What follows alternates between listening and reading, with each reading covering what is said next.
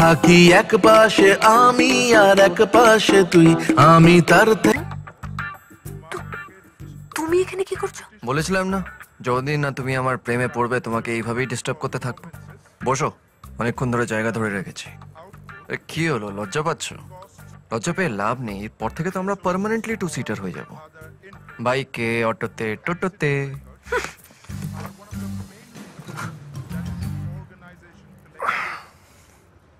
নাম কি? বলবো না। এবার তোমাকে ওগো হ্যাগো বলে ডাকলে সবাই ভাববে আমরা বিয়ে করে এমবিএ করতে এসেছি। নাম ধরে ডাকলে কেউ মনের ফিলিংস এর কথাগুলো বুঝতে পারবে না। হাই, আই এম জোনাকি, তোমার সাথে হ্যান্ডশেক করছি আর একটাও কথা বলবে না। একটা কথা বলবো, ওই নামটা বলা হয়নি না।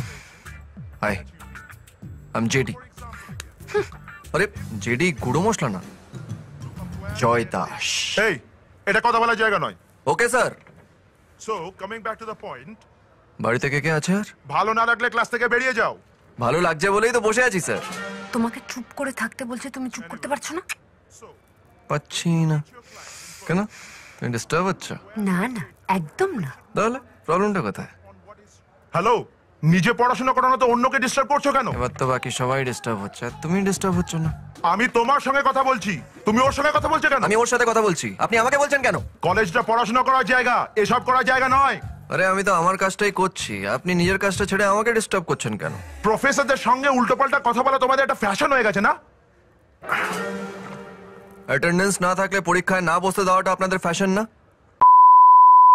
হ্যালো বন্ধুরা, তো অনেক দিন পর আবার ভয়েসে আসলাম। আর টোটাল দাদাগিরি থেকে আজকে ছোট্ট একটা পার্ট শেয়ার করলাম। এই মুভিটা কিন্তু আমার বেশ ভালো লাগে, তোমাদের কেমন লাগে অবশ্যই কমেন্টসে জানিও। আর আমার অ্যাক্টিং কেমন লাগে একদম জানাতে ভুলো না।